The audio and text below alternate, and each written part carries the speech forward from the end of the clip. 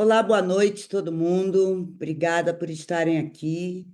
Hoje a gente tem um webinar especial. Estamos em plena campanha pela eliminação das meningites bacterianas, pelo menos. E para isso contamos com o apoio da GSK, agradecer o apoio da GSK. E, não menos importante, temos aqui o Dr. Renato Kifuri. Acho que ninguém conhece, eu vou apresentar. Dr. Renato Kifuri é pediatra, é infectologista e ele é o vice-presidente da SBIM hoje. Menos conhecido também, ou não menos conhecido também, Dr. Juarez Cunha. Ele é pediatra, intensivista, ele faz parte da diretoria da SBIM, junto com todos nós. E o Renato, primeiro é o Renato, né? Eu vou falar, eu sou Isabela Balalé, sou pediatra, também sou diretora da SBIM, e eu vamos começar hoje com o Renato, aliás, comigo, eu pulei eu, gente, estou com essa pequena mania. Eu vou trazer algumas coisas, alguns pontos para vocês sobre essa estratégia, né, essa meta que a Organização Mundial de Saúde colocou para os países, e o Brasil aderiu a essa estratégia, que é de acabar, não é exatamente acabar, vou mostrar para vocês, com as meningites bacterianas até 2030. Assim como a gente quer eliminar o HPV e tem outras tantas doenças estão nas metas da Organização Mundial de Saúde. Eu vou deixar vocês darem boa noite. Renato? Obrigado, Isabela. Boa noite a todos. Prazer estar aqui nesse webinar discutindo um tema tão importante, né, como as meningites bacterianas, especialmente no que se refere à nossa vocação, nosso foco, que é as vacinas. Um dos pilares que a Isabela comentou da eliminação da meningite é o uso de vacinas, para a gente entender toda essa situação e epidemiologia. Vai ser um prazer estar com vocês essa noite aqui, especialmente na companhia de amigos queridos. Boa noite, pessoal. É também um prazer, principalmente, né, estar dividindo aqui com Isabela e com Renato. É um prazer a gente estar debatendo esse tema tão importante e coube a mim uma tarefa de pensar o que a gente pode melhorar, né? Então, vamos ver se eu vou conseguir passar esse recado para vocês depois. Certamente. Já convidamos, né, Isabela, todos que nos assistem enviando suas perguntas. No final, a gente vai ter um tempo aí para essa troca, né? Renato, eu vou começar então, e se eu ameaçar passar do tempo, vocês gritam, tá, JC? Não vou passar, não, JC. Eu tenho uma fama ruim, gente. Vocês estão vendo o meu slide? Não. Ainda não. Ah, detalhe, a pessoa não compartilhou, aí normalmente não vai mesmo. Eu fui pro Agora estão vendo, né? Sim. Deixa eu só fechar essas coisas aqui. Então, o tema é esse, né? A urgência da prevenção global de derrotar a meningite até 2030. Não é a meningite meningocócica ou uma, ou hemófilos, são todas as meningites meningocócicas, pelo menos aquelas que mais impactam na saúde pública. A gente tinha que ter um pouco mais de idade, lembra de 1970, do surto de meningite em 1970, quanta gente morreu, como foi pesado, e não menos ruim o surto a 2009, 10, antes da introdução da vacina meningo C, que foi em Minas Gerais e na Bahia. E vemos hoje ainda casos, ainda surtos isolados, que é isso que a Organização Mundial de Saúde quer que não aconteça mais, mas a nossa taxa de incidência caiu muito. E hoje, o que era uma taxa de incidência de rotina lá atrás, é a taxa de incidência que a gente considera um surto. Não está querendo. Foi. Então, está aqui o mundo e as meningites são. Eu estou com esse negócio aqui. Como é que eu faço, Carlos, para tirar essa coisa que tem tanto tempo que eu não uso o Zoom? Fica aparecendo aqui, interromper compartilhamento. Como é que eu faço? Eu clico e ele muda o slide. Ó. Bom, são 5 milhões, é porque os números eu não decorei, não. 5 milhões de casos de meningite no mundo e 290 mil mortes por meningite em 2017. É um número assustador. Infelizmente, quando a gente olha para esse mapa, a gente vê que o Brasil ele ainda está, isso em 2017, mas não mudou muita coisa de lá para cá. A gente vê que o Brasil está aí com uma taxa de incidência entre 20 e menos de 50. E é claro, quando olhamos para o cinturão africano, né, o cinturão da meningite, lá chega a mais de 100 a taxa de incidência por 100 mil pessoas. A meningite está no mundo inteiro, é uma discussão. Por exemplo, eu defendo a ideia, a recomendação de vacinar, pelo menos jovens, adolescentes e jovens, contra a meningite, independente de onde eles vão. Porque, primeiro que eu entendo que é uma vacina que eles têm que tomar aqui no Brasil. E viajando, ele se expõe mais, e onde ele for, existe um meningococcus ou um pneumococo esperando para infectar alguém. Agora, é claro, o cinturão africano é aquele ambiente de maior risco em que a vacinação pode ser até obrigatória. O roteiro, né, o roadmap da Organização Mundial de Saúde, ele abrange a ideia de que a gente, até 2030, vai estar livre de meningite. E o objetivo deles principais são eliminação das epidemias por meningite bacteriana, redução de casos em 50% e redução de óbitos em 70%.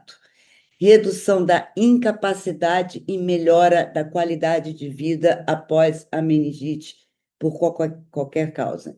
Então, como o Renato falou, é, é muito importante que a gente elimine, e a vacina tem aí o seu maior peso nessa possibilidade de eliminação, mas o objetivo vai além de eliminar só, mas também aqueles que, se Deus quiser, sejam poucos, que precisam de tratamento, saibam reconhecer a doença, os sintomas e tenham acesso a um tratamento adequado e a recuperação depois, se ficaram sequelas.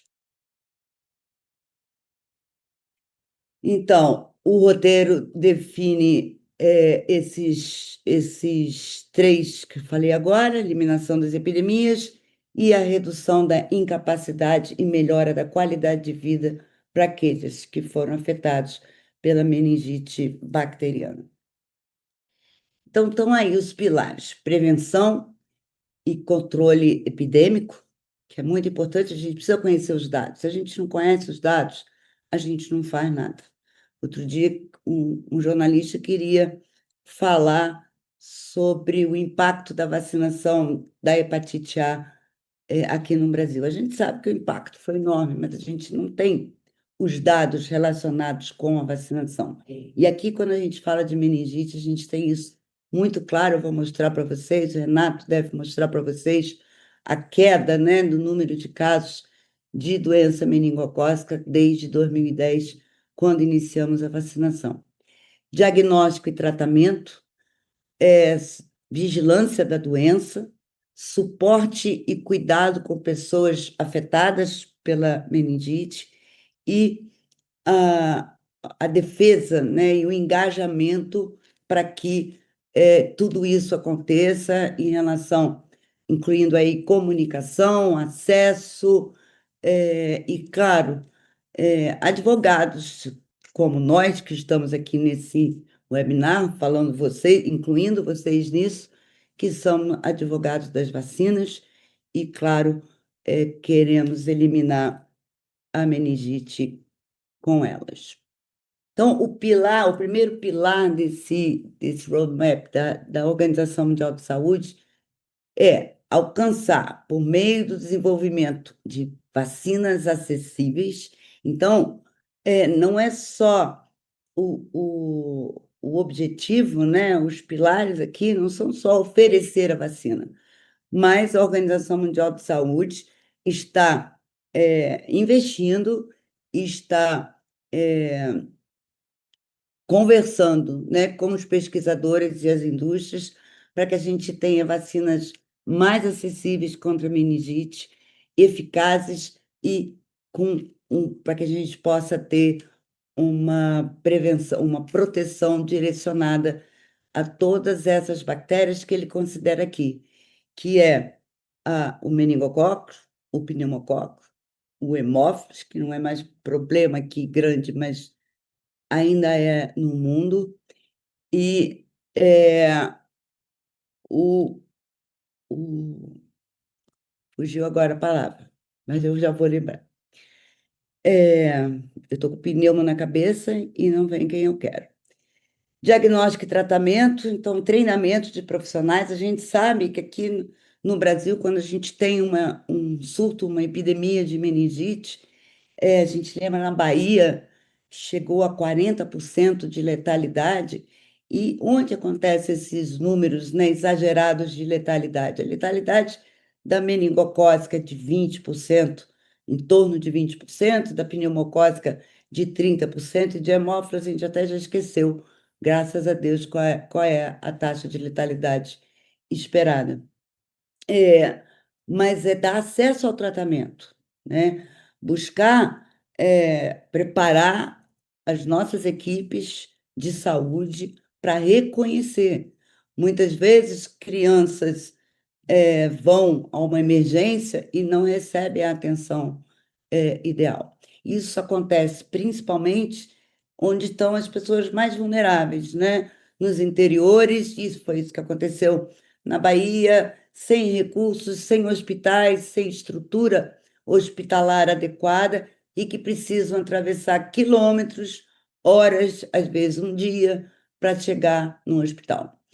E quando a gente fala de doença meningocócica, a gente sabe que em menos de 24 horas você pode perder esse paciente. Vigilância da doença, então, monitorar as causas de meningite bacteriana, orientar políticas de controle e monitorar com precisão o progresso da direção dessas metas em cada um dos países que abraçaram essa causa da Organização Mundial de Saúde. O apoio aos cuidados das pessoas afetadas, a gente tem até influências, né, que depois da doença, com as sequelas, passam a advogar, né, para que as pessoas tenham direito à prevenção, para que as pessoas sejam informadas sobre a doença. Mas a gente sabe que essa não é a realidade da maioria. Então, hoje, ter meningite não é aceitável. A gente tem vacina. Sair com sequelas, infelizmente, uma em cada 5 pessoas, mesmo que adequadamente tratadas, sai com alguma sequela grave. Mas a gente ainda tem a continuidade disso, né? O apoio a essa pessoa, fisioterapia, enfim, todos os cuidados para que ela possa ter uma vida normal. Então, o engajamento, a Organização Mundial de Saúde trabalha com parceiros para conscientização pública e política sobre a meningite e seu impacto, incluindo o potencial de causar deficiência a fim de melhorar o comportamento da busca de saúde e o acesso à prevenção e os cuidados. achei quem eu esqueci, o Streptococcus do tipo B, do grupo B. A gente está esperando essa vacina. O Renato é apaixonado por essa vacina, né, Renato? Ele faz neonatologia, infectologia, e a gente sabe o quanto é impactante para o nosso recém-nascido, o nosso bebê, nos seus primeiros meses de vida. As vacinas contra o Streptococcus do tipo B estão em desenvolvimento, como eu falei já há bastante tempo, mas ainda não estão disponíveis. Mas a Organização Mundial da Saúde já coloca a prevenção da meningite por Streptococcus B, e trabalha para que vacinas contra esse agente sejam já incluídas na programação de cada país assim que a vacina chegue. E trabalha no sentido de que essa vacina, quando chegar, seja uma vacina acessível para todos os países. Então, o conhecimento da carga da doença pelo Streptococcus grupo B é muito desconhecido no planeta, aqui no Brasil menos, mas em países mais carentes, muito mais, e diferente de pneumococos, de Hib, né, o Haemophilus influenza do tipo B, o meningococos, que a gente conhece bem e até mesmo conhece bastante o impacto e a, a, a letalidade e outros dados de impacto dessa doença. Então, o objetivo estratégico, são muitos objetivos estratégicos. Eu escolhi alguns aqui para vocês. Alcançar e manter alta cobertura para vacinas pré-qualificadas pela Organização Mundial de Saúde. Aqui no Brasil, de novo, a gente já tem a meningo C, estamos evoluindo para a CWY, e eu sei que o Juarez vai falar um pouco, talvez o Renato também. A gente entende que vamos também chegar a ter a meningo B, que hoje é 60% dos casos no Brasil. O objetivo de políticas baseadas em evidência e estratégias de proteção não só coletiva, mas individual. A gente está falando de doenças graves com uma letalidade alta, e essa letalidade alta, né, quando a gente comparar a doença meningocócica, se comparar a taxa de incidência da doença meningocócica com outras doenças infecciosas que não levam à gravidade, que não tem a taxa de letalidade, a taxa de comprometimento desse indivíduo no pós-doença, a gente, na maioria das vezes, nem tem uma vacina. A meningite, ela é grave, todas elas, e o indivíduo tem um peso grande para a sociedade, para ele, óbvio, e para toda a sociedade. Esse peso torna a vacinação contra meningite, meningo, pneumo, hemófilos, seja seja custo-benefício para qualquer governo. Desenvolver e implementar estratégias específicas, já falei, para o Streptococcus, manter a confiança nas vacinas, né, todas elas, a gente quer, e meningite tem um apelo maior, mas até mesmo vacinas meningocócicas, a gente está com baixa cobertura vacinal. A gente está num momento que as pessoas entendem que não existe mais perigo. E não é verdade. Desenvolver planos de comunicação de risco, crise, surtos, epidemias, e controlar, né, as fake news sobre eventos adversos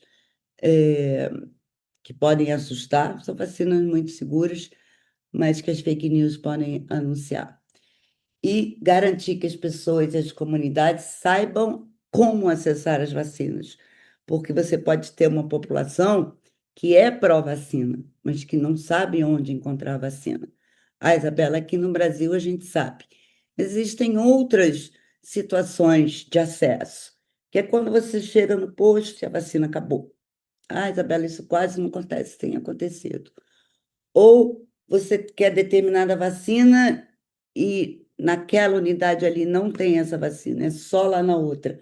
Então, toda essa questão de acesso é muito importante, eu diria tão importante quanto o combate à fake news, o combate à hesitação vacinal. Aliás, hesitação vacinal não é só comunicação, inclui acesso e outros pilares, né, daqueles 5, 6 que a gente tem hoje. Na última década, todas as regiões do mundo tiveram um surto de meningite. Nós tivemos mais de um, mas países da África subsaariana são os mais afetados, que a gente já conhece. A OMS lembra que já existem vacinas para evitar a infecção, mas muitas nações ainda precisam incluir a vacina nos seus planos nacionais de vacinação.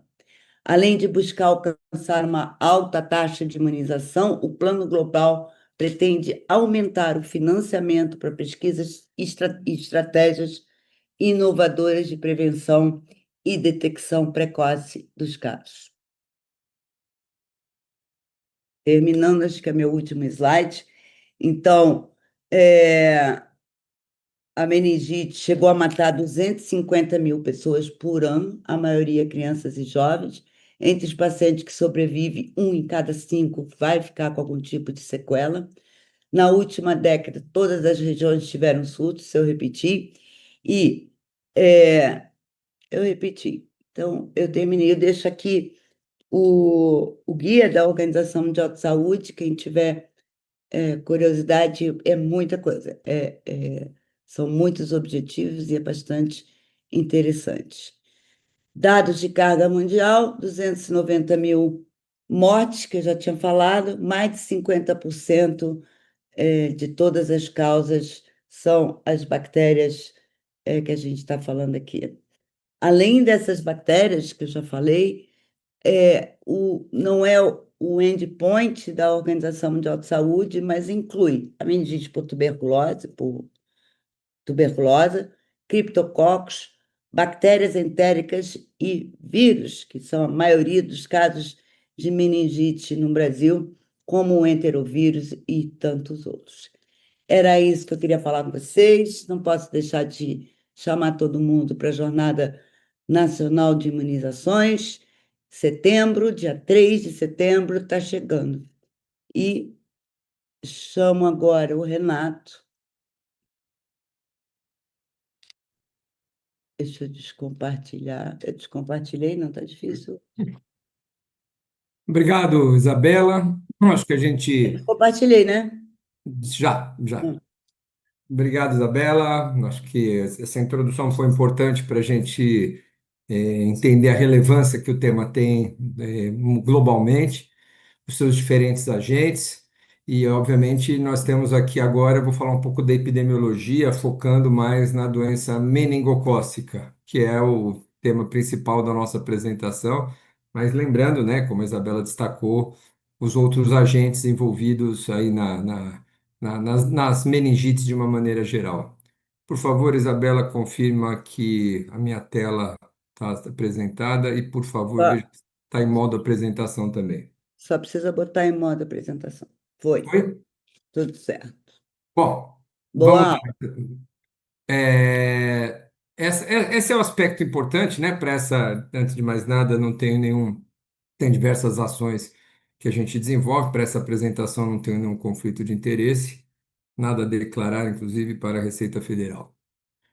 A Isabela mostrou esse plano de combate à meningite, né, até 2030, né? E o pilar que nós vamos destacar agora, um dos pilares, né, é a vigilância. A vigilância da doença é fundamental quando a gente fala em doença meningocócica em especial, conhecer sua distribuição, conhecer os sorogrupos de meningococo mais prevalentes, conhecer a faixa etária de maior incidência. Tudo isso faz com que a gente tenha as ações estratégicas de vacinação, que o Juarez vai comentar mais para frente, mais detalhadas. Então, é sobre esse pilar 3 que nós vamos conversar nessa minha fala, que é o enfrentamento pela vigilância epidemiológica.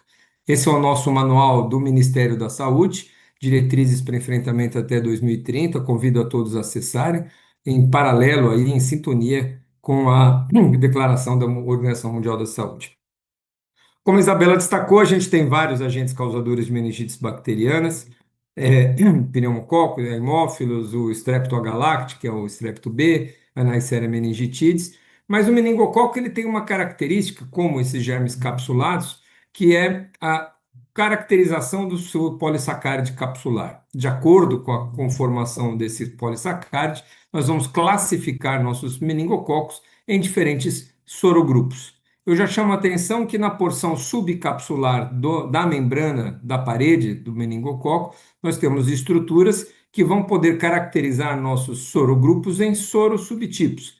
Ou seja, nós temos vários subtipos de B, vários clones de C e assim por diante. Então, lembrar que isso tem alguma importância quando o Juarez for falar da vacina contra o meningococo B. A doença meningocócica são esses os sorogrupos mais prevalentes, são 12, entre esses 12, 6 se destacam aqui, exceto o A e o X que não circulam no nosso meio, o B, o C, o W e o A e o Y são aqueles que nós hoje temos circulantes aqui no Brasil. E para as vacinas, como o Juarez vai falar mais para frente, a gente tem vacinas para esses 5 sorogrupos hoje já disponíveis. Essa distribuição de sorogrupo varia de região para região e de tempos em tempos. Há uma variação temporal, há uma variação geográfica da disponibilidade ou da dispersão desses sorogrupos, que sofrem inclusive pressão por uso de vacinas. Reino Unido tinha como principal sorogrupo C, introduz a vacina, o B passa a ser o grande protagonista. A mesma coisa no cinturão da meningite, onde o sorogrupo A era o principal, foi reduzido com o uso de vacina, hoje é o X. Aqui no Brasil nós vamos ver os dados também. E lembrar que para a gente entender também, quando fala de epidemiologia, é importante destacar a questão do carreador, do portador assintomático. São essas pessoas que carregam na nasofaringe o meningococo, que não muitas vezes não adoecem, ou quase nunca adoecem, mas que são portadores assintomáticos e acabam dispersando o meningococo na comunidade. E claro, quando você tem uma invasão dessa colonização assintomática para a corrente sanguínea, nós temos as formas clínicas como bacteremia com sepse, com meningococcemia, com meningite ou sem meningite. Às vezes, o achado ocasional em líquido articular, uma piortrite, uma miocardite e até uma pneumonia por meningococo. Esses são algumas imagens do último surto que nós tivemos em Natal. É uma doença de uma gravidade extrema, com uma emergência infecciosa que começa muitas vezes de forma muito frustra e muito difícil de reconhecer, mas que quando chega, obviamente, com essas características e sinais clínicos, já facilita e a dramaticidade dos casos a gente vai ver mais para frente nas taxas de letalidade. Falando em carreador ainda, a gente lembra que a grande faixa etária que mais porta em nasofaringe o meningococo são os adolescentes e adultos jovens. Não é à toa que as estratégias de vacinação, quando incluem esses adolescentes, conseguem obter, além da proteção direta, uma proteção indireta ao proteger esse adolescente, que muitas vezes é fonte de transmissão da doença para outras faixas etárias. Isso é um dado brasileiro mostrando aqui uma prevalência de 12,5% mais ou menos entre 10 e 20 anos entre os nossos adolescentes portando algum tipo de Neisseria meningitidis em nasofaringe. Só para a gente ter uma ideia de números, esses são mais ou menos, o Brasil reporta cerca de 10 mil, 11 mil casos de meningite suspeita, lembrando que é uma doença de notificação compulsória. A gente confirma quase 6 mil casos anuais. Desses, um terço, né, são meningites bacterianas, e claro que muitas delas causadas pelo pneumococo, outras pela Neisseria meningitidis, mas são os grandes aí protagonistas causadores de meningites bacterianas no país. Quando a gente olha para a faixa etária, os maiores coeficientes de incidência, embora ela possa acontecer em todas as idades, essa é uma série histórica de 17 a 2022, é inequívoco a faixa etária menor de 4 anos de idade, especialmente menor de 5, especialmente o menor de 1 ano de idade. Então, as estratégias visam, especialmente de prevenção, o primeiro ano de vida. Então, os calendários vão ser orientados muitas vezes aqui no nosso meio para a prevenção do lactente jovem. Quando a gente olha dentro do primeiro ano de vida, a gente tem uma dispersão mais acentuada no primeiro semestre de vida. Aqui no Brasil, esses são dados de abril de 2025, mostrando que os casos, isso é incidência, não é número de casos, incidência por 100 mil, mostrando aqui o primeiro semestre de vida, mas até um ano de vida, as maiores taxas de incidência. E aqui eu já chamo a atenção para essas barras em rosa, que são os casos ocasionados pelo sorogrupo B. Vejam que no primeiro ano de vida, praticamente o sorogrupo B é o grande agente causador em todos esses meses. Letalidade, a Isabela colocou de maneira muito importante, como a gente tem letalidades muito acima do que se vê no resto do mundo, em torno de 10%, menos de 10%, dependendo do país. A nossa média de letalidade, independente da faixa etária, fica acima de 20%, chegando até 30% nos idosos. No primeiro ano de vida, 23%. Uma em cada 4 crianças que adquire meningite meningocócica vem a óbito no nosso país. Em situações de surto, muitas vezes isso até se agrava e se modifica, aumenta essa letalidade. Nós tivemos aí uma diminuição a partir de 2010, eu já começo a falar da epidemiologia baseada na introdução de vacinas. Em 2010, nós introduzimos a vacina contra o sorogrupo C para os nossos lactentes.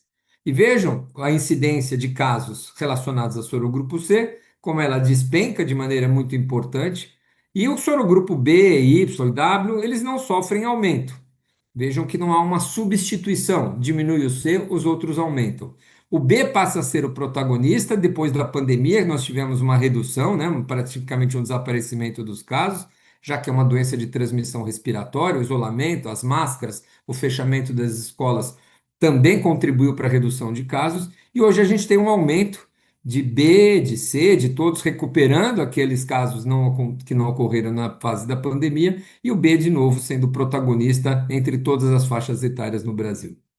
Então, isso deixa bem claro, quando nós introduzimos a vacina em 2010, o grande vilão era o sorogrupo C em vermelho. Isso aqui agora não é incidência, isso é proporção. 80% dos casos era sorogrupo C, isso em todas as faixas etárias. Hoje temos aí praticamente um empate entre sorogrupo B e sorogrupo C em todas as faixas etárias. Eu destaco isso porque a população que foi vacinada, o sorogrupo B continua sendo, ou passou a ser, o principal agente causador. Isso a gente vai ver agora a seguir.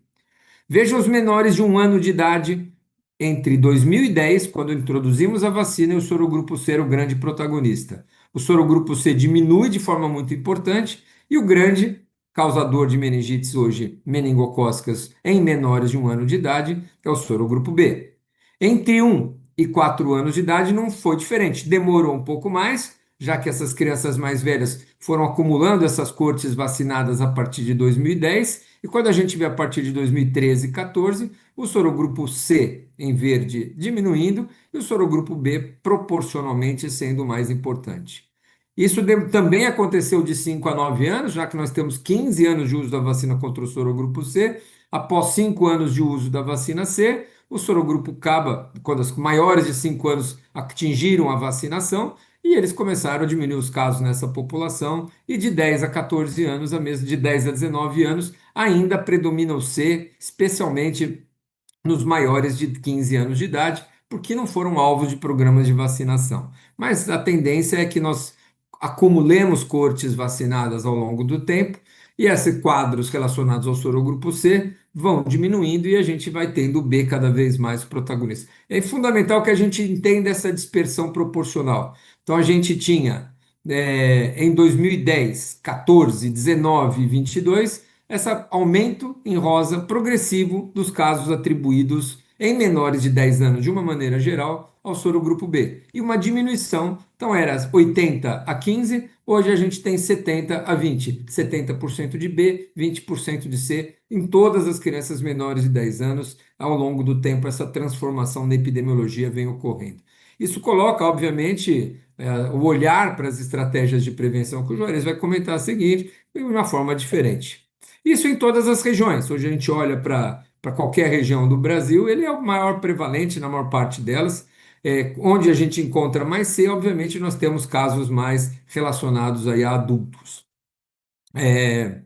Esse já mostrei para vocês, mas é só mostrando a série histórica, né? Que a gente introduz a vacina C nos menores de 2 anos em 2010. Em 2017, a gente introduz a C entre os adolescentes. Trocamos para a CWY em 2020 e, mais recentemente, a CWY também para o reforço de 12 meses. não podemos negligenciar o risco de surto, o potencial epidêmico da doença meningocócica.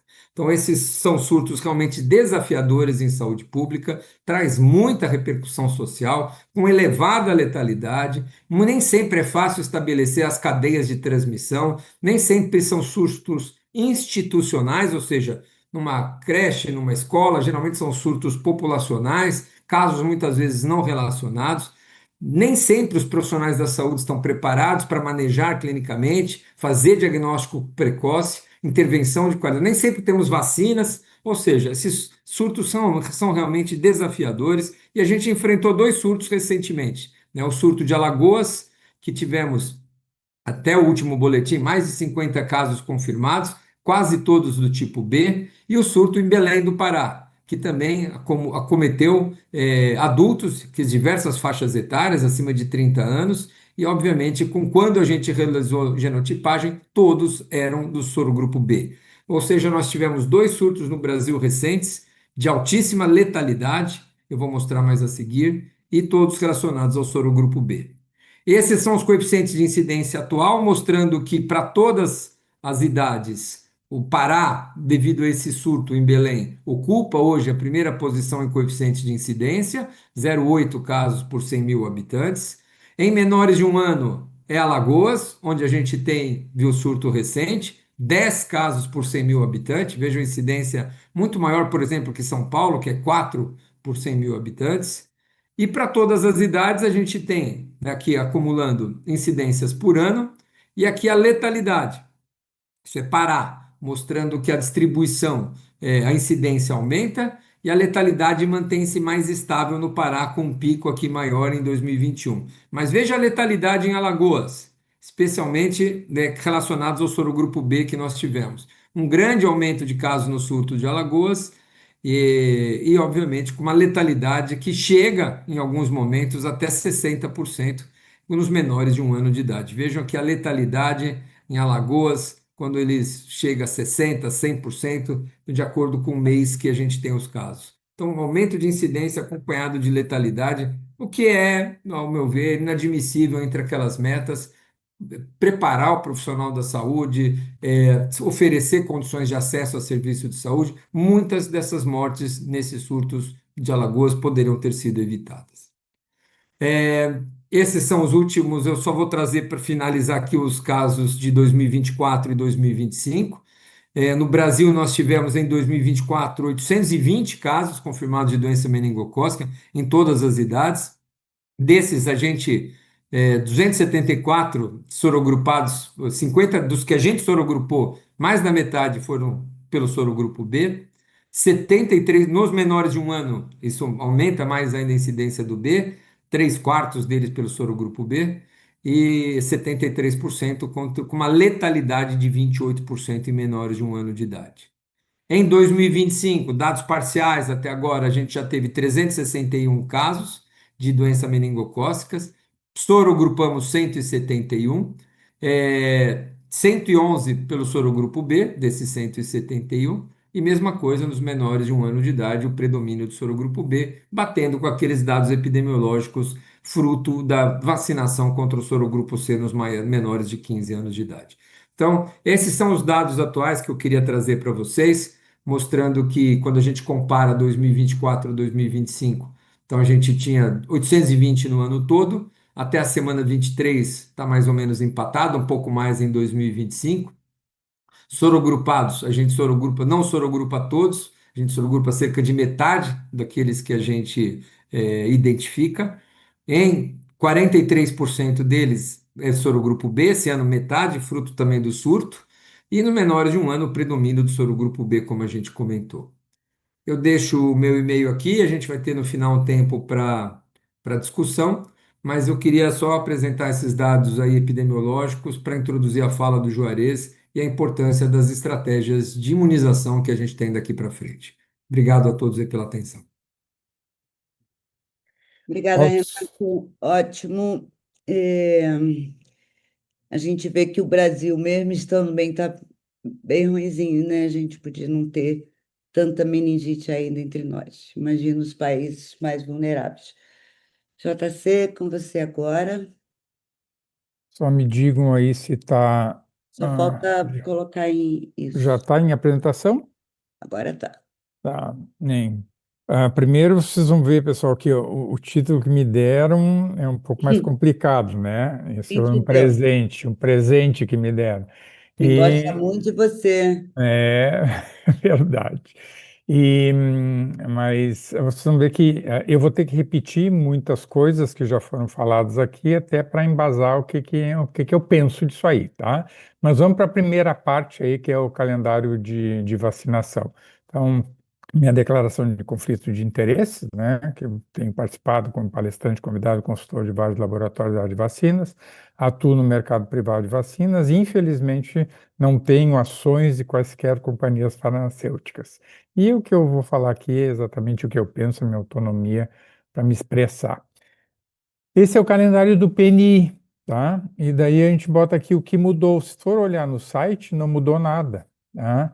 Mas a novidade que a gente tem é a introdução da meningo CWY aos 12 meses, tá? Então lembra que a gente tinha meningo C aos 3 meses, aos 5 meses, e desde o dia 1º de julho a gente tem o reforço com a meningo CWY, que o Renato já abordou as características da própria bactéria.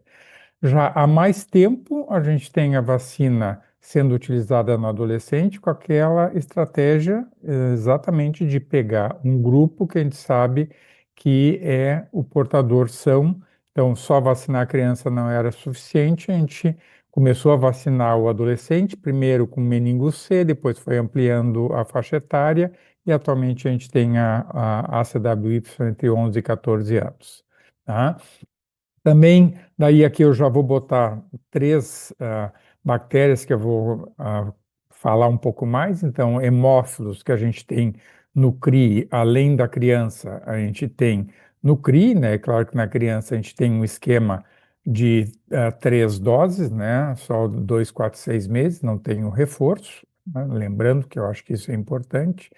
As vacinas meningocócicas no CRI que a gente tem para essas situações a meningo C, né? Sendo que alguma delas repetindo a cada 5 anos, que a gente sabe que tem uma queda na proteção, e para essas outras situações aqui, todas nós temos a vacina ACWY com repetição, né, a cada 5 anos, exceto pós-TCTH, porque pós-TCTH, em princípio, a pessoa depois fica imunocompetente, não vai receber mais. E pneumocócicas, a gente tem a vacina 13 e a 23, né? Nós temos algumas situações em que a gente tem as duas vacinas disponíveis no CRI, essas situações aqui, e algumas situações que a gente tem só para com a vacina pneumo 23, apesar que teve uma ampliação aí, porque a gente estava tendo uma demanda de sobra, né, uma pouca demanda de utilização, uma sobra de vacinas e foi ampliada. Então, só para a gente lembrar. E daí eu comecei dentro do meu raciocínio aí das necessidades não atendidas. Então, acho que a Isabela já apresentou muito bem isso, mas só para ficar aqui nesse item 5, né? Então, 3 objetivos: eliminar a epidemia de meningite bacteriana, reduzir casos, morte e invalidez, melhorar a qualidade de vida. Claro que dentro de uma coisa muito mais ampla. Vou repetir um pouco as coisas do Renato, mas eu acho que são importantes. Então, assim, o que que a gente tem em termos de Brasil, né? Nós temos um aumento dos casos de meningite bacteriana. Então, a bacteriana são essas que está essa linha verde aí. Então, teve aquela queda de 2020 e 2021 na pandemia, aumenta. Até as próprias meningites virais tinham ficado mais alto, mas em 2024 caíram. Esse até 2024. Quando a gente vê a etiologia, eu quis chamar a atenção para vocês disso. Então, aqui nós temos uma série de 2010 até 2024, tá? Então, a meningite bacteriana não especificada, então com um número bastante importante. A meningite pneumocócica, que ela vem se mantendo estável, vinha se mantendo estável nos anos, na pandemia ela cai, como todas as outras, e volta a subir mais rapidamente até do que as outras, e atualmente com os números mais importantes aí de meningite no Brasil. Doença meningocócica, que depois a gente vai ver também a introdução da vacina em 2010, né? Vai interferir muito nessa queda aqui de meningo C, e esses números que a gente tem de 2024, depois a gente vai revisar um pouquinho. E eu coloquei aqui meningite por hemófilos, porque eu acho que tem alguns aspectos importantes também de hemófilos para discutir. Eu acho que também teria outras coisas, como meningite tuberculosa, pensar em vacinas mais eficazes do que a gente tem, mas isso vamos deixar para uma outra discussão, vamos nos centrar nisso. Começa aqui com sorogrupo C, tá? Então, aqui é número de casos de 2010, quando a gente inicia a vacinação, a queda importante que a gente teve, né? E só que, assim, em 2024, a gente teve ainda 163 casos, né? Estou mostrando isso só para embasar o pensamento, né? Se a gente for ver nesses anos todos, aí de 2010 até 2024, essa aqui é a distribuição, né, com uma idade média de 23 e mediana de 18. Então, deixa eu voltar aqui, que não era para ter passado ainda. Então, para chamar atenção, quer ver, tudo bem, a gente diminuiu muito aqui o número de casos, mas é claro que aqui é um somatório dos anos, né? Mas vejo que até o adolescente, até o adulto jovem, a gente tem um número muito grande de casos. Claro que aqui do lado esquerdo está masculino e feminino, mas é a somação dos dois. Quando a gente vai para o subgrupo B, que em 2024 a gente tem 272 casos identificados, isso é interessante para a gente quando a gente vai comparar com os outros. Quando eu mostrei antes de ser, vocês vejam que a gente tem o sorogrupo B atualmente como um de maior importância, né? A proporção atualmente de meningo B, ele está mais importante em todas as faixas etárias, principalmente menor de 1 ano. Mas vejo que assim, quando a gente pega ali 2024, a incidência é 0,13, que vocês estão vendo ali com 272 casos. Agora, olha como é que é a distribuição, isso aqui é só 2024. Onde é que a gente tem a imensa maioria dos casos de meningo B? Em criança, aquilo que o Renato já falou, mas em crianças menores de 5 anos. Desculpa, aqui não é só 2024, isso aqui é toda a série histórica, tá? Então, pegando um somatório aí de todas as crianças menores de 5 anos, vejo que são nessa base aí dessa pirâmide. E quando a gente pega daí, sim, só em 2024, que é 0,13, né, em todas as faixas etárias, quando eu pego menor de 1 ano é 1,23. Então, isso para chamar a atenção de vocês como é importante o meningo B nessa faixa etária. Letalidade, o Renato já colocou, mas essa é a nossa letalidade, né? Então, bem maior do que os outros países, e quando a gente tem situação de surto, também, como já foi falado, um número que assusta mais ainda. Trouxe esses do Adolfo Lutz também mais para mostrar que tanto meningite como meningite sepsis, isso aqui é tudo de meningo, né? Independente de sorogrupo. Mas a gente tem a doença acontecendo em todas as faixas etárias. É claro que quando a gente pega a criança aqui, porque aqui são só 3 anos, né? Comparado com os outros, a gente ainda tem esses quadros bastante importantes nessa faixa etária. Passando agora para pneumo, então a gente teve a introdução da pneumo 10, né, lá em 2010, no mesmo ano que a gente começou com o meningo C, e a gente teve também uma redução muito importante, principalmente nos vacinados, né, uma redução muito importante no número de casos até o início da pandemia. Quando a gente pega os dados do IAL, agradecer para a Samantha que me enviou esse slide do IAL, e o que chama atenção? Essas barras em azul mais escuro são os sorotipos da Pneumo 10. Então vejam o sucesso que a gente teve, a gente introduz Pneumo 10 aqui, um sucesso muito importante, com uma diminuição muito importante dos sorotipos contidos na vacina.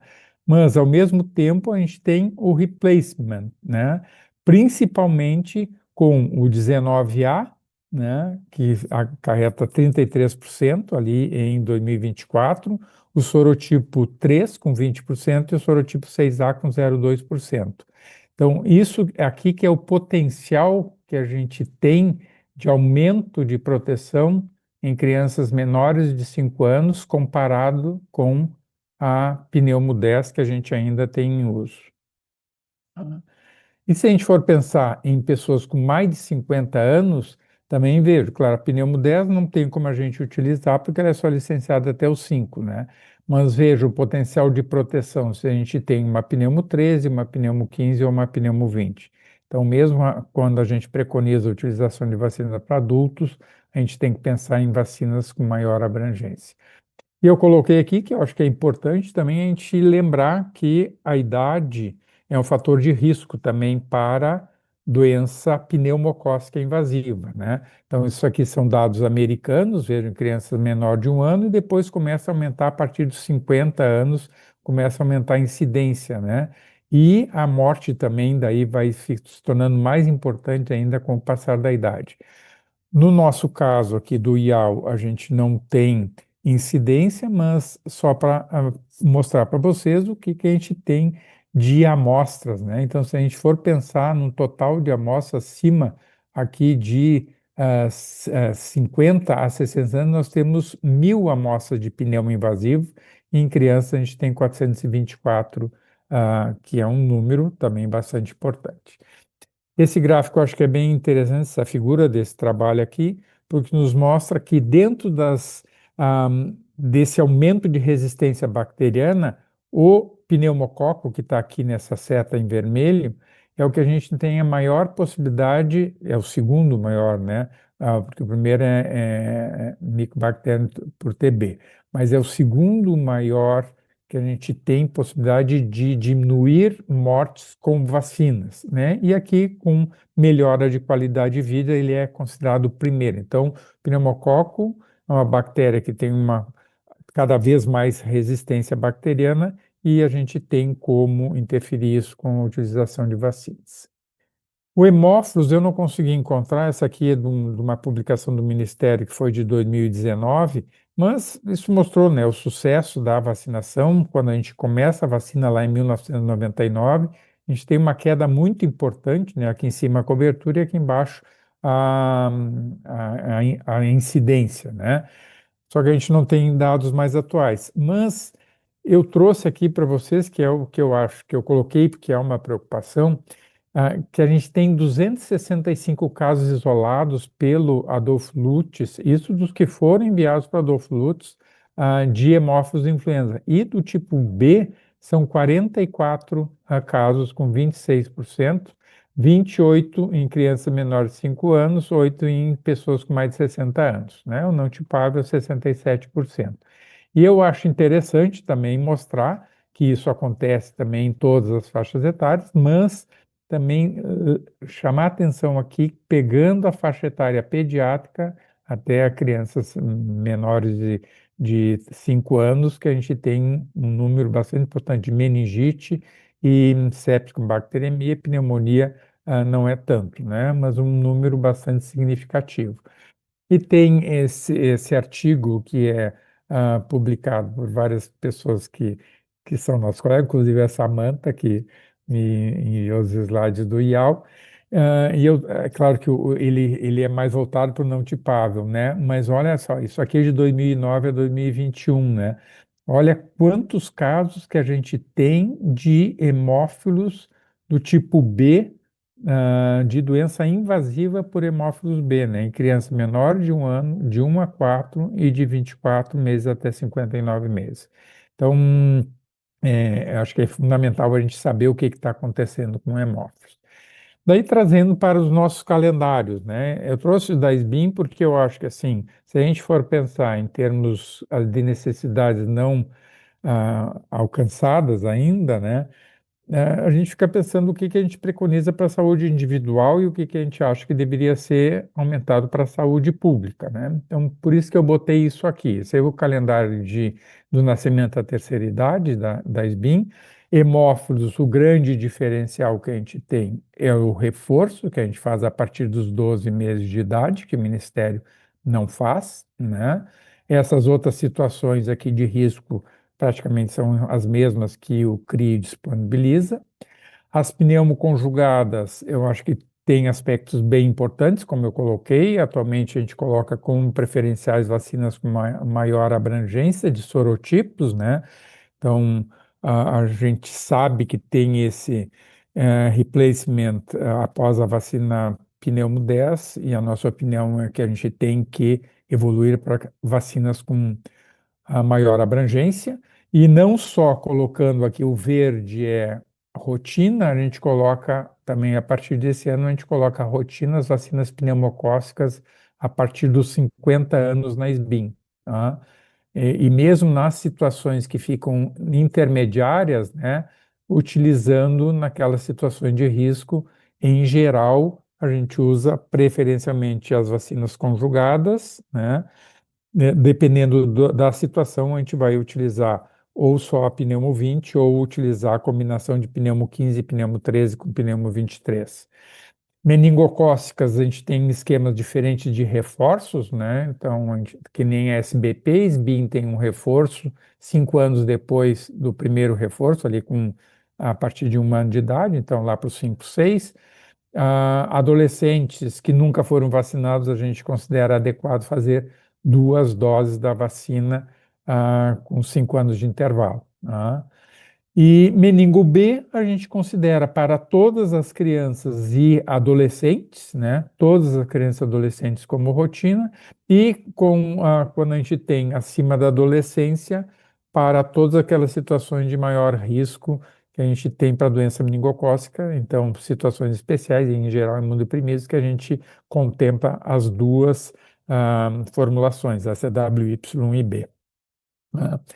Então, de necessidades não atendidas, assim, em termos de vacinas, no meu ponto de vista, as necessidades não atendidas são hemófilos. Eu acho que a gente tem que repensar com aqueles números que eu mostrei o reforço após 1 ano de idade, né? E isso em termos de saúde pública, né? Saúde privada a gente já recomenda como pensando no indivíduo. Meningo B, a inclusão de vacinas para crianças, adolescentes e situações de risco. Meningo ACWY, inclusão do reforço aos 5, 6 anos, ampliação da vacina para todos os adolescentes, que o Ministério só faz de 11 a 14, e colocar em 2 doses, com 5 anos de intervalo. Pneumococo, a troca da vacina pneumoder por vacinas com maior abrangência na rotina das crianças, e disponibilizar essas vacinas ampliadas para todos acima de 50 anos, e antes disso, em todas as situações de risco do CRI. Lembrando que a gente vai ter uma consulta pública de meningo B para introdução em menores de 1 ano. Então, esse é um dos itens que eu tinha colocado. Claro que eu acho que tem que ser para todas as crianças, todos os adolescentes em situações de risco, mas já é um caminho a gente ter essa possibilidade de incluir no nosso PNI em crianças menores de 1 ano. Outras coisas que eu coloquei, que é fundamental enfrentarmos todos os determinantes da hesitação vacinal com o objetivo de aumentar as coberturas vacinais, a reforçar a vigilância em saúde, aquilo que o Renato tinha colocado lá, e a gente sabe que a subnotificação é uma realidade, e dados epidemiológicos confiáveis são vitais para decisões de saúde pública. Melhorar o acesso à rede de saúde, uma rede de saúde mais capacitada e mais adequada, não só então de recursos humanos, recurso físico, né? Assim como de estratégias de ferramentas laboratoriais, diagnóstico e tratamento oportuno, que a gente sabe que isso vai fazer muita diferença. Também termino aqui convidando para vocês irem na nossa jornada, que vai ser em São Paulo, de 3 a 5 de setembro, e estou à disposição se tiverem dúvidas. Obrigado. Obrigada, Juarez, muito bom. Vocês são ótimos. Renatinho, volta. Eu tenho algumas perguntas aqui para vocês. A primeira pergunta é se você tem uma previsão de quando a vacina meningocócica B chega aos postos de saúde. Você nem tinha falado ainda, já Talvez está. o Renato, que faz parte lá do comitê assessor, pode nos ajudar, mas a ideia é que isso vai ser feita uma consulta pública no primeiro momento, então é muito importante que as pessoas externem a sua opinião. Por isso que eu quis mostrar aqui os dados apesar de ter ficado repetitivo do que o Renato mostrou, mas acho que é muito importante que você saiba por que que a gente defende essa inclusão, né? Então, acho que o Renato quer completar alguma coisa aí em relação a essa possibilidade. Não, sem dúvida, esse é um pleito, né, nosso, do próprio Programa Nacional de Imunizações, que a gente aumente o espectro de proteção para outros sorogrupos, né?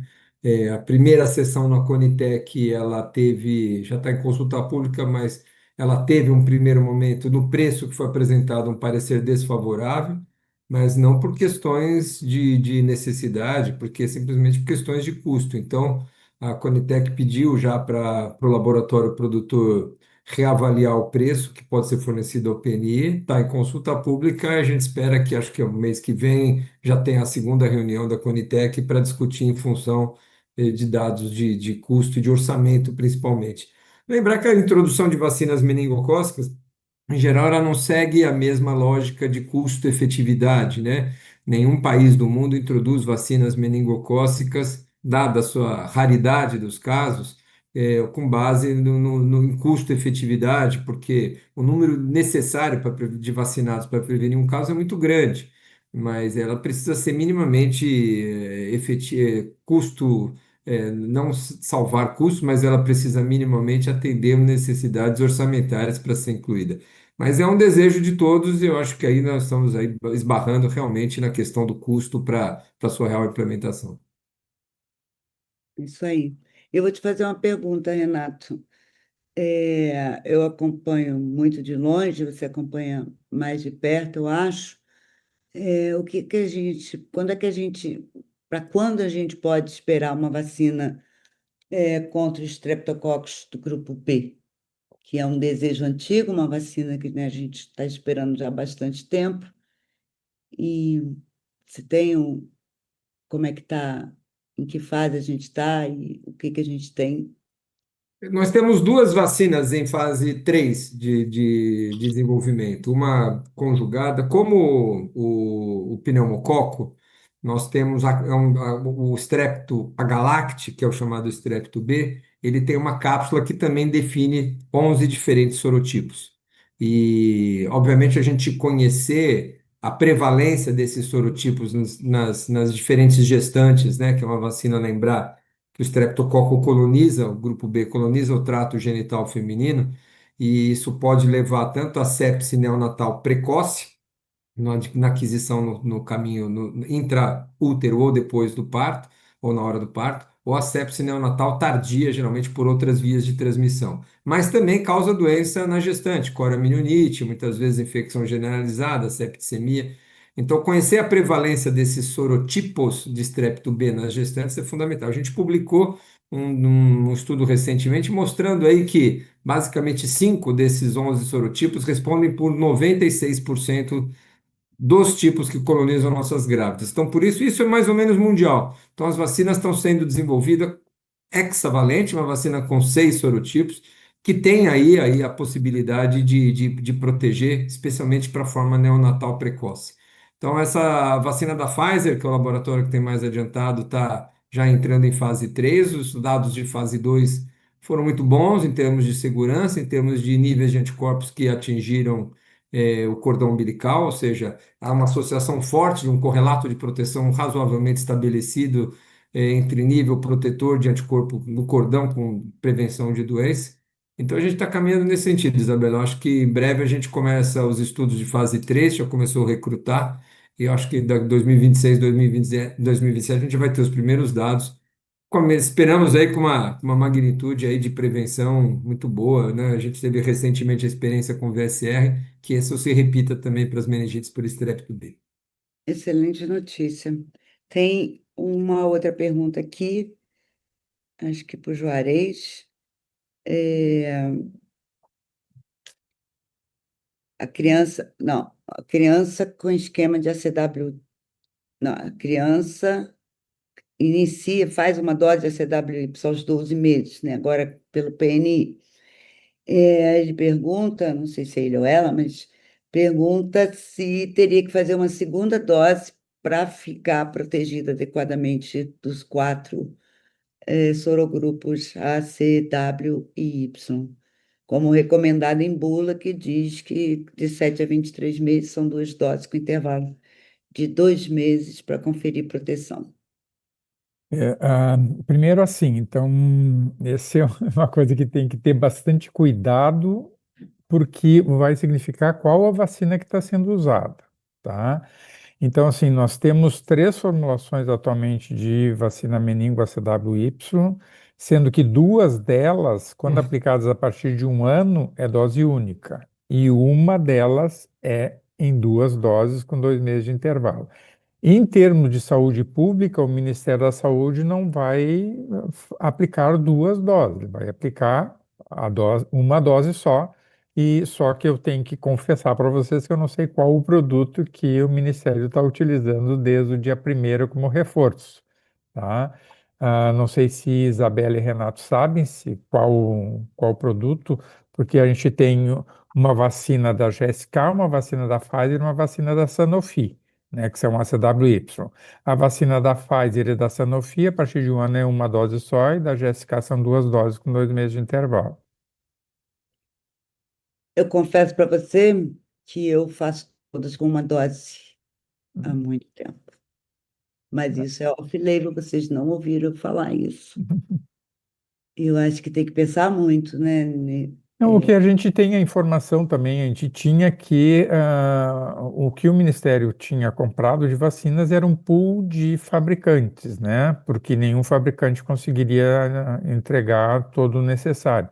Então, eu acho que seria interessante, né? Eu acho que é importante até para nós saber, porque nós, na SBIM, em geral, que nem as pneumocócicas, né? Que a gente tem aquele esquema quando a gente migra da vacina que está sendo aplicada no PNI para as vacinas de maior valência, a gente vai fazer a recomendação de acordo com a bula, né? Então, a meningocócica, nas notas da SBIM, também a gente recomenda de acordo com a orientação da bula. Então, mas eu não sei dizer qual que está sendo aplicada para crianças. Por exemplo, a vacina da Sanofi não é licenciada para criança menor de 1 ano, né? Mas a Aí, partir tudo de um bem. ano ela. Não, só estou dizendo que eu não sei qual que o Ministério está utilizando. Renato, sabe? Não, atualmente o Brasil tem mais doses da vacina da GSK, mas foi por causa de frutos de compras anteriores. Nós não fizemos Uhum, compra nova nenhuma, né? Então uhum, nós temos ainda, como o Juarez destacou, o pool das três vacinas e que estão sendo acabadas, foram distribuídas já para os estados e cada estado tem um fabricante, então não tem uma recomendação universal. Acho que as uhum. próximas compras eu concordo com o Juarez, né? Acho que a gente deve usar preferencialmente as indicações de bula, onde tem mais estudos. Então, usar GSK e Pfizer no primeiro ano de vida, usar na dose de reforço as que são em dose única, nos adolescentes qualquer uma das três. Mas eu acho que aí vai depender muito da disponibilidade de mercado e na falta de um ou outro produto, eu também concordo com a Isabela. Na falta de um outro produto, eu acho que os esquemas podem ser reproduzidos enfim, acho que é uma questão só de operacionalizar e tá isso documentado. Não creio que a gente vai ter muitas dificuldades de ter esses produtos não nos próximos anos. Vou fazer uma pergunta minha para o Juarez. E Você falou de várias situações não atendidas, né? Essa aula foi ótima, foi muito boa. Mas você não falou da CWY no primeiro ano de vida, ou eu tenho uma cochilada aqui, mas eu não vi você falar da necessidade de ACWY no primeiro ano de vida.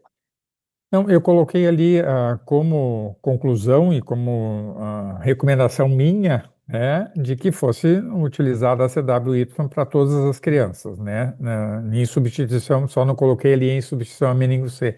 Mas eu acho que isso é uma tendência também que a gente já sabia do Ministério ir ampliando, e eu imagino que vai ser a tendência de trocar para a CWY e talvez até modificar os esquemas conforme for a evolução, né, como alguns países que foram diminuindo o número de doses. Não sei, se isso vai ser viável no Brasil, mas eu acho que a partir do momento que a gente consiga ter altas coberturas vacinais, a gente tem essa possibilidade de pensar em diminuir o número de doses, né? Acho que não é o momento, mas isso é uma coisa que vai ser, imagino que, primeiro acho que vai ter uma troca, de C por ACWY vai ser natural, como já teve no É, reforço.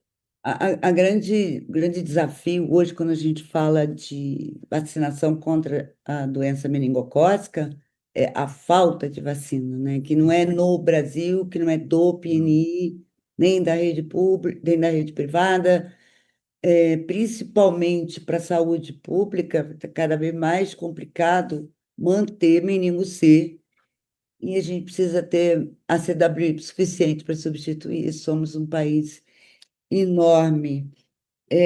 Povo parabenizando vocês.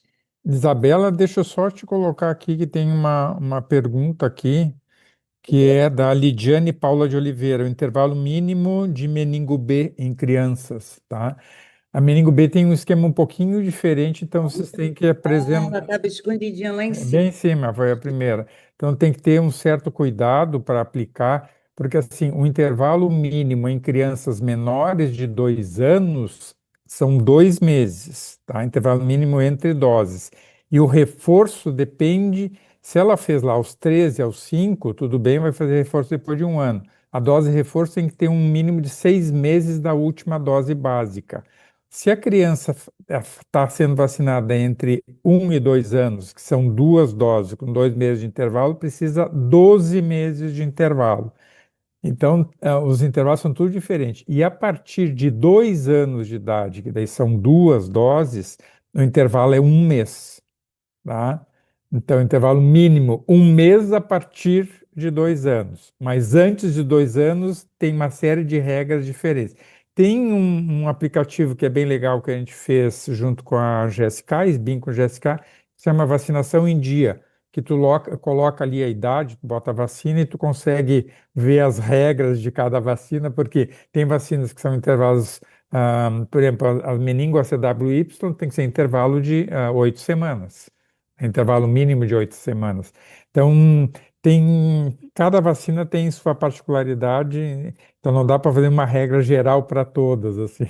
Mas é uma Pediatra que é sugestão pediatra, pegar a vacinação em dia, é bem legal para a gente ver essas regras. pediatra que é pediatra não anda sem uma cola, né? E aí eu vou estender isso a quem trabalha com imunizações. E esse foi uma boa lembrança, esse aplicativo ajuda bastante. A Amanda Hoffman está dizendo aqui que ela verificou, e a Glicínia também verificou, que em Piracicaba, e a Amanda, não sei onde ela está, mas verificou que a vacina que está sendo usada no Brasil, da CWY, é a da GSK. Eu acho que é, só não sei se está misturado. Bem, então, o nome comercial da vacina é Amenveu, né? Amenveu em bula, como todos já falaram aqui, entre 12 e 24 meses, ela é recomendada em 2 doses com 2 meses de intervalo. Não, Isso, não, não. É meningo ACWY, o que que eu falei? que é meningo. É, não, Não, você falou. Menveu é a CWY da GSK, que quem aplica meningo C aos 3, meningo C aos 5, vai fazer a CWY com 12. Se for a Menveu, por bula, seriam 2 doses. Mas é a mesma Ó, tinha coisa. até esquecido a bula. Eu vou presa. Tá? Mas então, Mas, assim, em gente, é termos de assim, saúde pública, inimaginável de saúde será pública fazer ser, isso. sim, em termos de saúde pública, está sendo recomendado 1 dose, certo? Essa é a recomendação em termos de saúde pública. Em termos de SBIM, a gente continua recomendando 2 doses com 2 meses de intervalo nessa faixa etária, se estiver migrando de MEN-C para meningo ACWY. É, Ela e vai brigar comigo, hein? até esqueci o que eu ia falar. Há uma coisa que eu acho que a gente não falou, é, que é uma pergunta comum. A criança que fez as 2 doses de meningo C no primeiro ano, fez a C com 1 ano, ela tem direito à CWY? Essa pergunta é todo dia. Pela regra do Eu aqui não. Ministério, pela regra do Ministério, a criança que já recebeu o reforço depois dos 12 meses, ela não tem direito de fazer o reforço com ACWY. Não significa que o pediatra não possa orientar essa família para fazer essa vacina na rede privada, mas na rede pública só vai ter direito a criança que ainda não recebeu o reforço e ela pode fazer até os 5 anos, desde que não tenha feito o reforço de meningo C, depois dos 12 meses. Tem uma mensagem aqui que está Ana Rosa, não está com sobrenome, mas só pode ser Ana Rosa, a nossa Ana Rosa, que ela diz assim: ainda ao vivo no excelente webinar de meningite, voltei às décadas de 70, 80, louvável e enfativo a introdução das vacinas para meningite bacterianas. Quem viveu o passado lembra o que era, o que que foi, nem em São Paulo, então, o que que foi. Não, eu acho que isso é fundamental que a Ana Rosa está lembrando e por isso que eu sou muito apaixonado pela vigilância, né? O que os nossos dados mostram de Eu vigilância, adoro né? vigilância. Então, Eu assim, tu vê o que a gente teve de diminuição de meningite por hemófilos, por meningo e por pneumo, gente, o valor dessas vacinas não dá para discutir. O que a gente está vendo aqui é que a gente pode melhorar mais ainda, né? E melhorar também a vigilância, que é fundamental. Não tem mais nenhuma pergunta aqui, pelo menos no chat. E então acho que também chegou a hora da gente encerrar. Olha que a gente está no tempo direitinho, olha que coisa linda. Agradecer demais vocês dois por terem comprado essa ideia comigo, de estar aqui e aproveitando que a vacina CWY, né, foi introduzida para um ano, a gente voltar, que a gente sempre volta, e não dá para parar de falar de doença meningocócica, que a gente tem que falar. Tanto meningo quanto pneumo são duas infecções, dois agentes que deixam que levam a um risco muito grande para as nossas crianças, não só de doença, de óbitos e de sequelas. Obrigada a todos. Vou passar a palavra, então, para que Juarez e Renato se despeçam na ordem de fala. Então, doutor Renato, suas últimas palavras aqui. Não, só agradecer aí Para mais de uma falar. vez. Só agradecer mais uma vez a oportunidade de estar com vocês, a todos vocês que participaram aqui conosco. Acho que é fundamental essas discussões e a gente sempre que tem novidades procura na SBIM trazer e atualizar a todos. Acho que a construção das recomendações de vacina contra o meningococo, elas são fundamentalmente baseadas na epidemiologia e essa vigilância de sorogrupos, de faixa etária, como eu enfatizei, de controle de surtos. A gente não discutiu aqui, mas populações especiais que são de uma vulnerabilidade para a doença meningocócica, uso de drogas que inibidoras do complemento, imunodeficiências ou erros inatos da imunidade, precisam ser olhados com muito carinho. Então, essas construções de recomendação, tanto para a população em geral quanto para grupos especiais, elas acabam sendo muito baseadas na epidemiologia, na vigilância, e a gente tem exemplos aí fora, principalmente vindos do Reino Unido, que mostram como a gente pode ser dinâmico nas recomendações diminuindo doses, controlando a doença com vacinação de adolescentes, eliminando estados de portador, ganhos secundários. A gente tem dados hoje para meningo B protegendo de gonorreia, que é outra neisseria que compartilha alguns antígenos presentes na Neisseria meningitidis. Então, nós temos bastante dados e informações para avançar nessa discussão e o Programa Nacional de Imunizações brasileiro está aberto aí para essas ampliações e a gente vem aumentando, né? Incluindo meningo C a CWY nos adolescentes, agora aos 12 meses. Lembrar que os calendários da SBIM sempre preconizam o uso sempre maior ampliado dessas vacinas para que a gente possa individualmente oferecer aí uma proteção sempre mais ampliada. Obrigado a todos, Juarez, Isabela, é sempre um prazer estar com vocês. Juarez? Primeiro, né, dizer que fazia tempo que a gente não fazia mais eventos virtuais, né? Na época da pandemia, estava tão... Oi, diga. Tá, é vacinação em dia. tudo junto. Vacinação em dia, daí clica lá, vai cair direto no aplicativo, tá? Depois, se der, eu procuro aqui e coloco no. Bem, mas nem vai ter como eu enviar. Depois só, a gente vê se tem uma forma também de. Na página da SBIM, eu acho que tem nos banners, que são aqueles chamados rotatórios ali, tem essa informação, tá? Mas é vacinação em dia. Então, assim, ter participado, né, a gente, na época da pandemia, a gente fazia quase que diário essas interações, fazia tempo que a gente não fazia, nós três, pelo menos. Foi muito bom a gente ter feito esse evento juntos. E o que eu queria dizer é que, em termos de necessidade não atendida, né, o que eu coloquei aqui é aquilo que a gente gostaria que acontecesse para todo mundo, né? Então, o que a gente coloca na SBIM é isso, em termos de saúde individual. Se eu penso isso no indivíduo, eu tenho que pensar que isso é o melhor para a coletividade também. Então, eu acho que a gente evoluiu muito, né, nesses últimos anos, a gente conseguiu ampliar muito o nosso calendário de vacinação da rede pública e a gente tem possibilidade desse calendário continuar sendo ampliado e modificado, de acordo com a nossa realidade epidemiológica. Então, espero que esses que eu coloquei aqui como os meus sonhos venham a se tornar todos uma realidade. Um abraço para todos. Obrigada, Renato. Obrigada, Juarez. Olha, eu achei que o site é Vacinacão em Dia, tudo junto, sem vacinação em dia.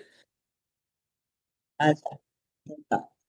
E, bom, a gente está aqui, até que é gostoso fazer esse negócio online, né?